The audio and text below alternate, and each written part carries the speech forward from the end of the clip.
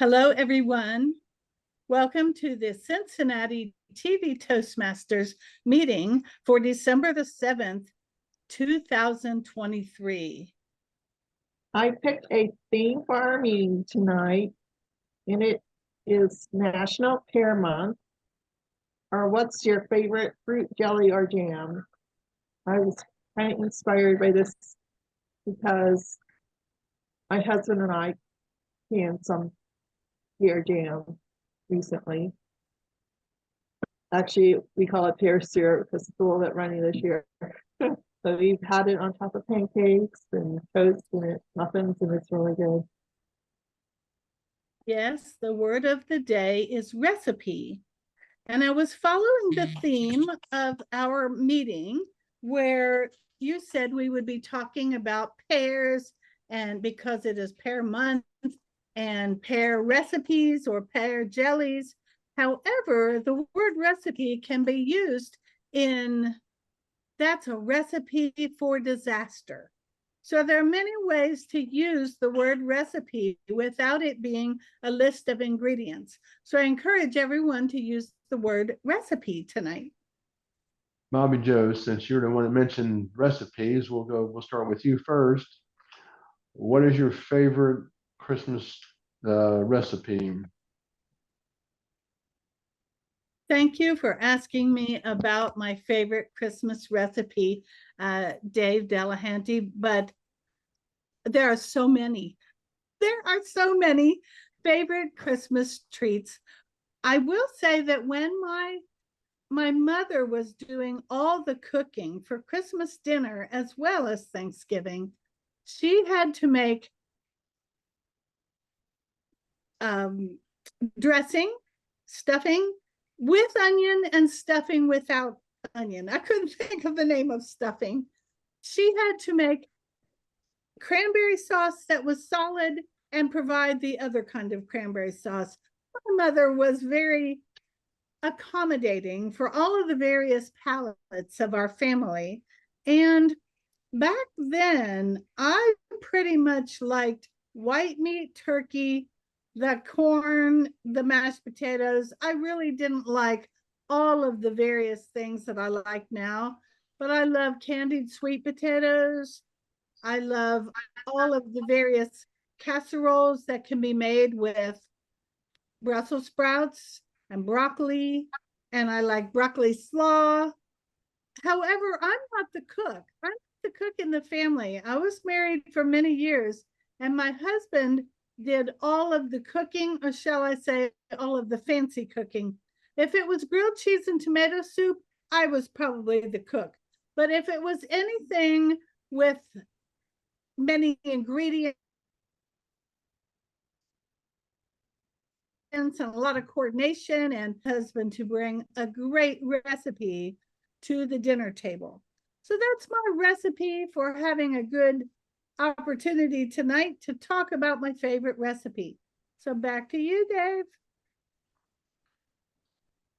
Okay. Veronica,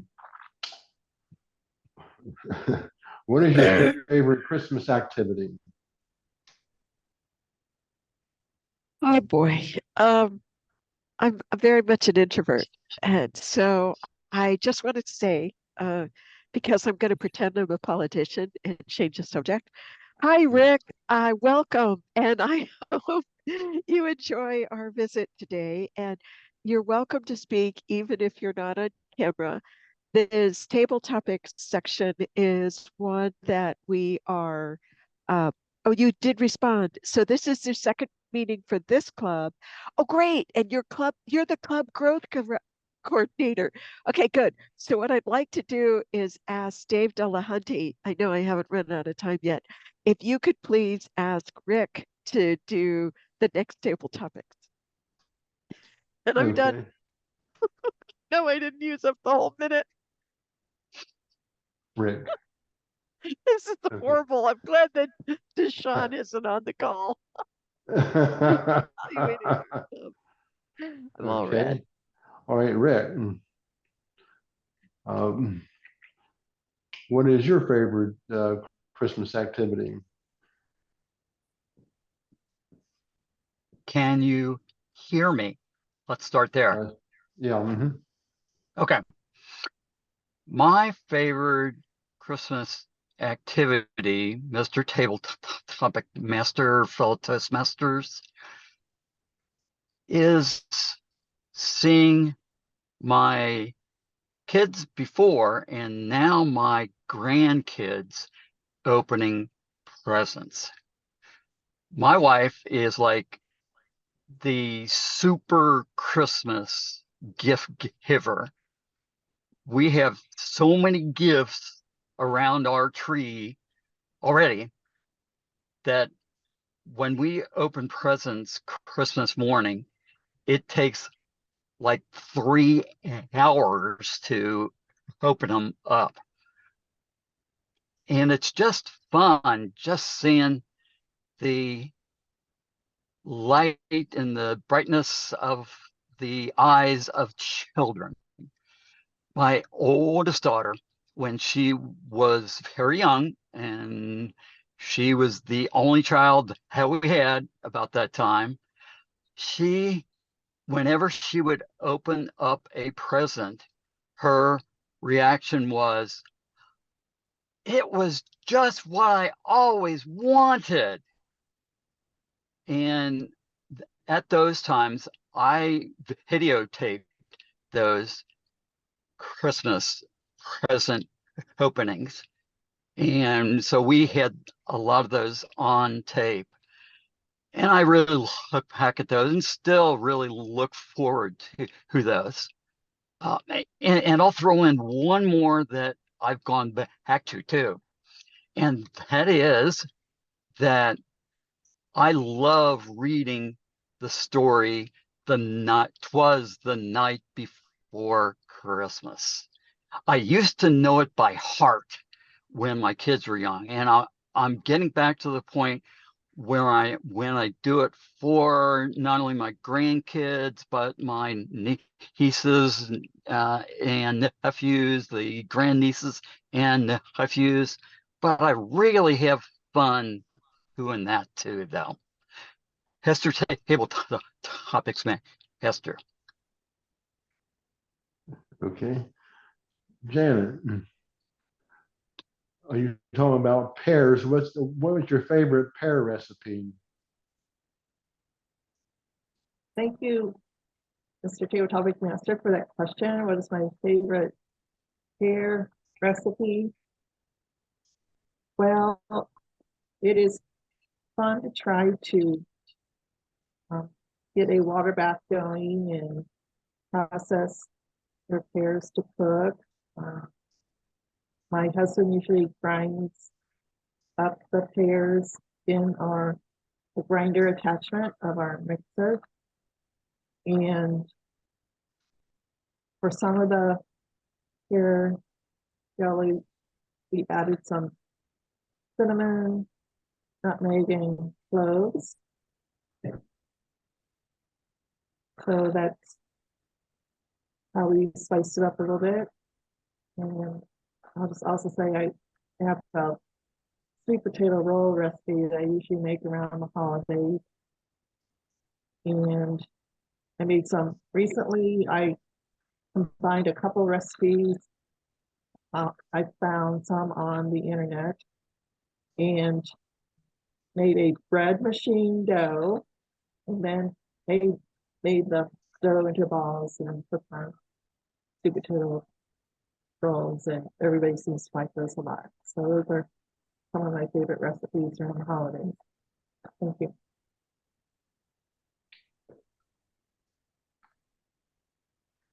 We have time for some more, or is that? I think we have time for more. Sure. Okay, Joe, what is the most bizarre thing that ever took place at Christmas for you when you was a child?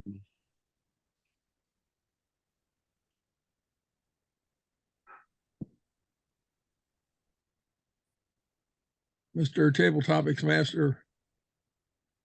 I would like to say the most bizarre thing was when I saw Santa Claus actually coming down our chimney. But unfortunately, as I was a Boy Scout and a first class Boy Scout, I can't confirm that.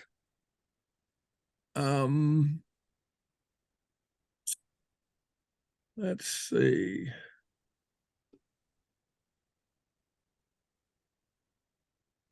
If a recipe was being put together to illustrate a typical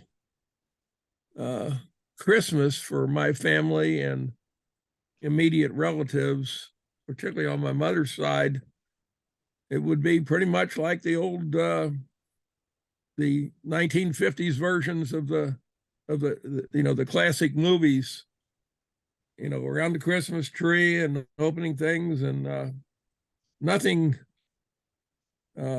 really bizarre that strikes my mind at the moment.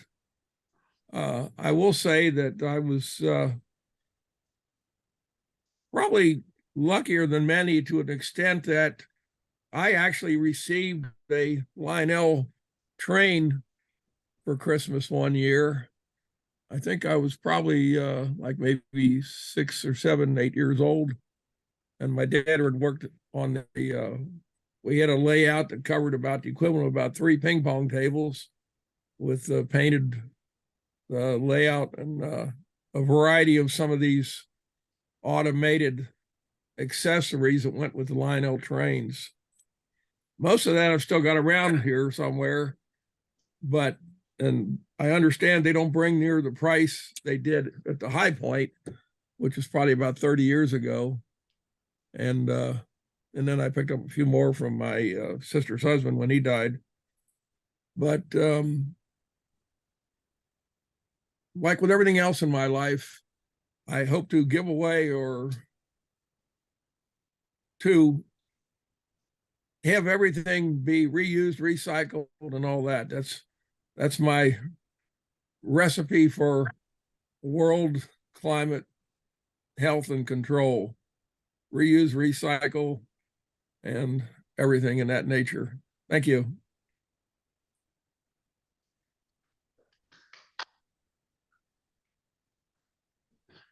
David Ash. What is the weather like out there in California at Christmas time, on Christmas Day generally? Thank you for that good question, Dave. And I find that the weather in California is not necessarily that much of a recipe for experiencing Christmas. It's often very rainy, and it's a little bit like Seattle in that regard. Now, most of the year, California is much sunnier than Seattle, but California does. And I mentioned Seattle because I've lived in California for a few years now, lived in Seattle for 11 years before moving back to California. So I tend to compare them, but they're both rather rainy at Christmas time. So we basically get the Seattle weather definitely kind of migrates down here for Christmas, you might say. So it's so it is rather rainy. It's usually pretty mild. I sometimes enjoy actually driving up in the mountains and enjoying the snow. So if you want to if you want to see snow and that kind of thing, you have the mountains nearby. I'm not a skier, but I do like kind of enjoying that winter landscape. So I will sometimes go up in the mountains, but like I say, it's very it's usually pretty rainy here, and I find that I find that the short days are kind of it seems to get dark quite early in the day, considering how far south we are, but maybe we're not that far south. So I'm sort of, it doesn't quite feel like, it doesn't quite feel cold enough to be winter. But on the other hand, when you find it's getting dark by 5 p.m., it sort of does feel like winter. So it's a little bit of a disconnect in that regard. So anyway, it's kind of a mixed bag here, you might say. Rainy, not too cold, but it does get dark early, and snow, and very snowy once you start driving in them. Thank you, and back to you, Mr. Topic Master. One of the most important communication skills that we can develop is the competency of providing critical feedback. All of us have probably been on the receiving end of the annual performance review. It's where your supervisor, who barely knows your name, List 347 different areas that you need to improve in. And maybe they mention one or two things that you do right. Then they say, sign here, see you next year. According to a recent poll conducted by Gallup, employees don't want performance management, they want performance development. They don't want a boss, they want a coach. Employees are starving for critical feedback that will help them improve their performance and by extension, their value to the company. Managers, colleagues, mentors, and peers just aren't providing it. How can you break the cycle and be a feedback phenom? Or in other words, what is the recipe for success in providing feedback? First, you must support critical feedback with a strong foundation, with trust at its very base. Then consistency, not just one performance discussion a year, but consistent feedback and balance, not just a barrage of negativity, but a balance of positivity and negativity. Only with this foundation in place can one have a chance of motivating behavioral change. Second, you should utilize a framework to help guide you through the process of delivering critical feedback. One such framework is something called SBII, Situation, Behavior, Impact, and Intent. Let me provide you an example. What you're looking at is a professional basketball game that was on TV a few years ago. I was actually watching this game. It features the Golden State Warriors, David Ash's hometown of San Francisco. During the game, ESPN had a microphone and they were listening in on a feedback discussion between Coach Kerr, he's the guy in the middle with the black suit and tie, and his $50 million superstar player, number 30 on the left, Steph Curry. I'll paraphrase the discussion here. First, there's the situation. Coach Kerr says to number 30, you are in a shooting slump. Furthermore, Coach Kerr observes that number 30 is abstaining from taking open shots, probably because he's afraid of missing. He's in a shooting slump, right? He's not just missing shots, he's no longer making attempts. That's his behavior. Then Coach Kerr goes on to describe the impact. And this actually is verbatim. He basically said, when you don't shoot, we lose. And you can see that paper that he's pointing to is actually data, that the evidence. When you don't shoot, when you don't take shot attempts, our team loses. That's the impact. Now it's time for Coach Kerr to listen to what his player, to let his player explain his intention.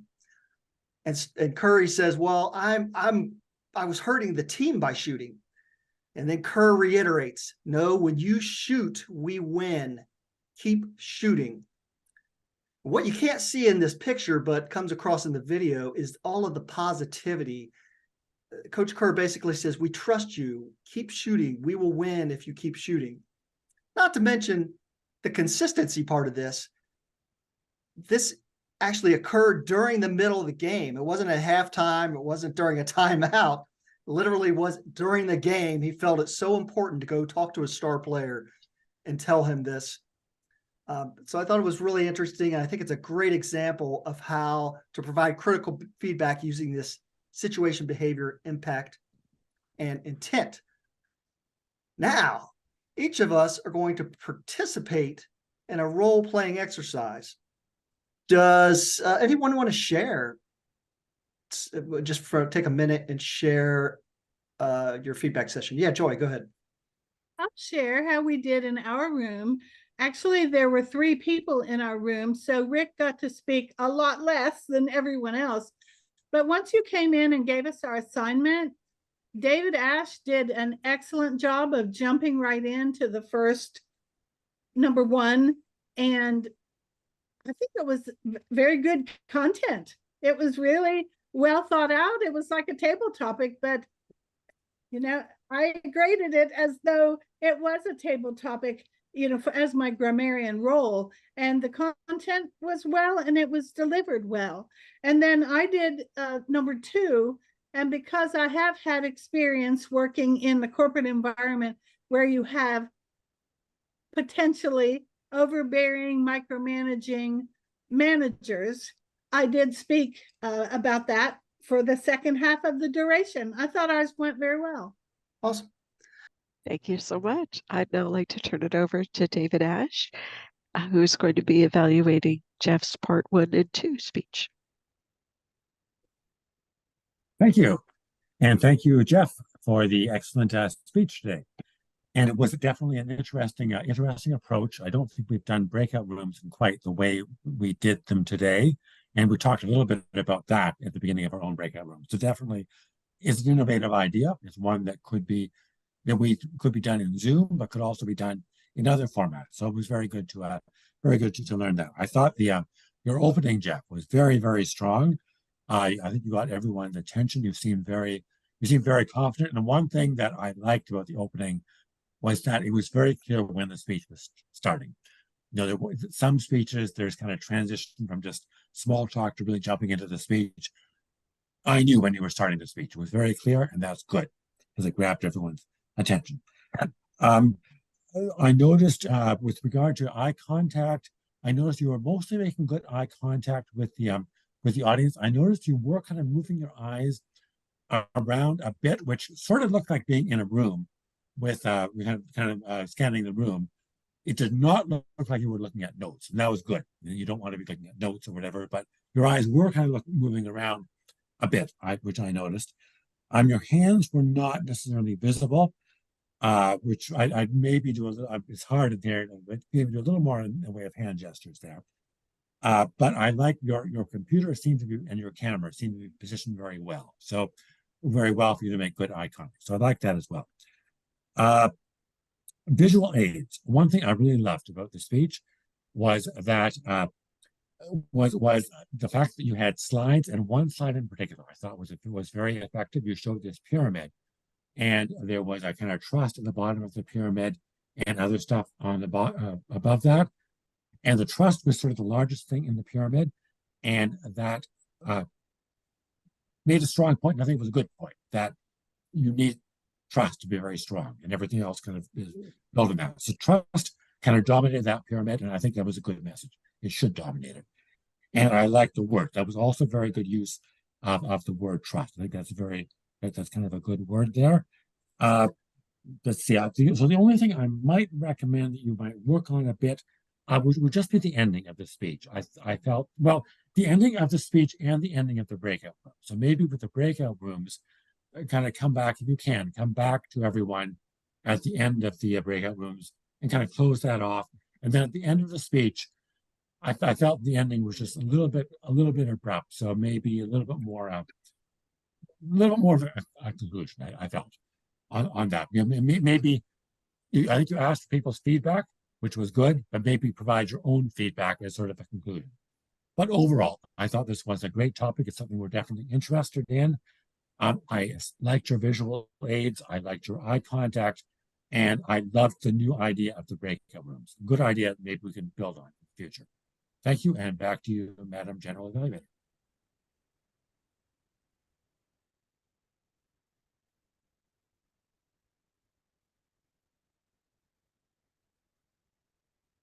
And now I'd like to turn it over to the grammarian for the grammarian report. Great. Thank you, Veronica. Well, I had a lot of fun doing evaluations of the grammarian report tonight. So we are all accomplished Toastmasters. There's not a lot of ums and ahs and filler words to count. So I did have an opportunity to count great uses of language. And I learned that employees don't want a boss, they want a coach. And I really liked that, resonated in my ears. I also heard the word feedback phenom. Was not aware you could be a feedback phenom, but I like that. I found that Jeff was very informal in describing his speech as well as the exercise. So I did hear an or two, but excellent, excellent work. With David Ash, oh, he also used the word recipe. He did use the word recipe there at the end. And he used it in the context of a recipe for disaster or a recipe for success. So moving on to David Ash, he used the recipe in the context of the weather. So we all use the word recipe in a different way, but California weather, I learned, is not a recipe for a white winter unless you drive up into the mountains. So a white Christmas. So white Christmas, unless you drive up into the mountains. So he also had very interesting things to say. He said it was rainy in Seattle, but it's still mild on Christmas Day, and rainy is not actually winter. So Joe also talked about a recipe for a typical Christmas. And he said his Christmases pretty much were typical around children opening the gifts. He said, like you see in a classic movie. And he gave us the recipe for remembering earlier Christmases when a Lionel train was a pretty big highlight for your Christmas. And he said he still has the Lionel train and many of the parts from other family members as well. So he said he also had a recipe for climate control, which is to reuse and recycle. And he wants some of the many treasures that he has in his home to be reused and recycled. Janet also talked about the recipe as how to can pears and the recipe for the ingredients of using things made out of pears or identifying a ripe pear. So her recipe was all about pears. Rick actually told us that his interesting activity was all about the children in the family. And now it's all about the grandchildren of the family.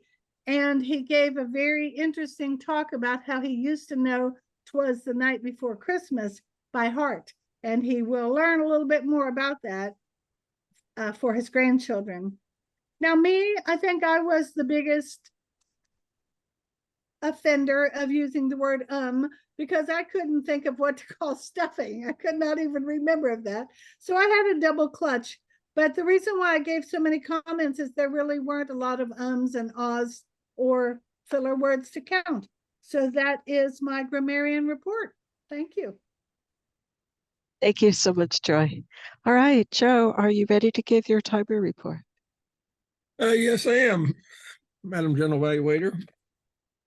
On the table topics, everybody was perfect except me, as far as that 1 to 2.5 minutes.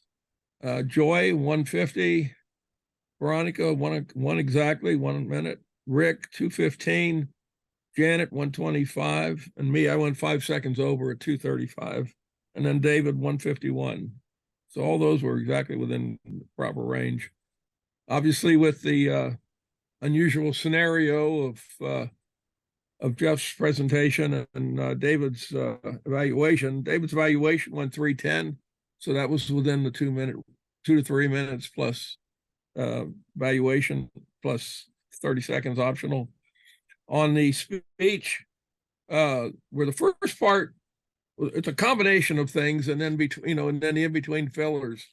So the basic part that was said to be 3 minutes went about 4:55 the way I had it, and then about 45 seconds in between where it start, and then the explanation to where we started the 7-minute cycle, and it ran exactly 7 minutes that we were in the alternate chat rooms and so on. And then when we came back, Jeff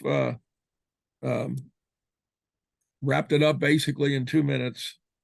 So I think that all worked out pretty good. So that's the timing report. Excellent. Thank you so much. All right. Well, I have a 2-minute time slot to record on everything that happened during the meeting. And wasn't that wonderful? Great. So glad you could join us. That said, seriously, I love coming to this club. I always leave with a smile.